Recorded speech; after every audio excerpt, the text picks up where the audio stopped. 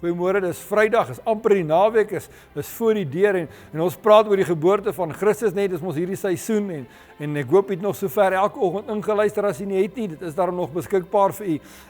Maar kom ons begin vanmôre in Lukas 1 vers 31 tot 33. Kyk wat sê die woord van die Here. Die engel verskyn aan Maria en sê die volgende: Jy sal swanger word en 'n seun hê en jy moet hom Jesus noem. Hy sal groot wees en die seun van die Allerhoogste genoem word. En die Here God sal hom die troon van sy voorvader Dawid gee.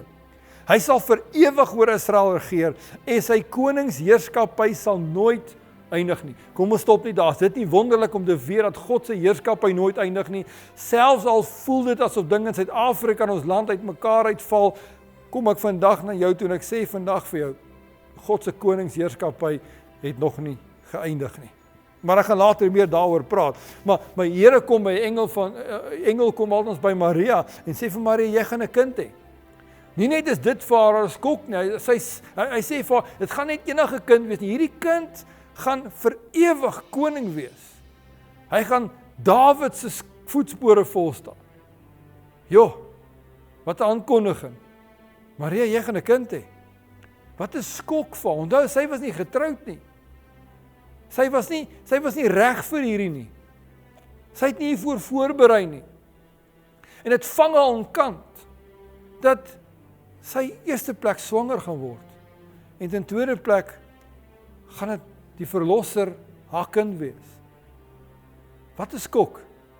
Wat 'n onverwagte aankondiging in die hart en in die lewe van Maria. Watter skrikwekkende, angsvolle aankondiging was dit nie vir hierdie vrou gewees? Dat sy gaan 'n seun baar. Ongetroud, nog nooit deur 'n man aangeraak. Hoe is dit moontlik? Ek dink dit het vir haar gevoel, God vang haar onkant. Ek dink dit het vir haar gevoel, die lewe vang haar nou onkant. Maar my les van vanmôre is, God is nooit onkant gevang nie.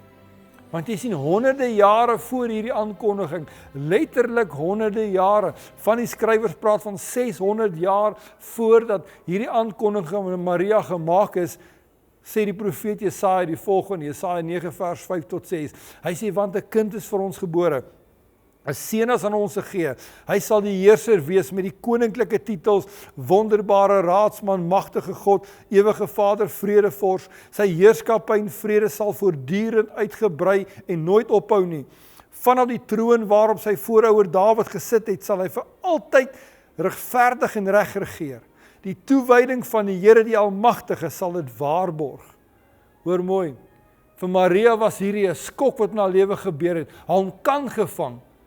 Maar die les vir my en jou vandag is, God word nooit onkant gevang nie. Hy was reg, hy het geweet hierdie kom. Hy was voorbereid, sy dinge was in plek.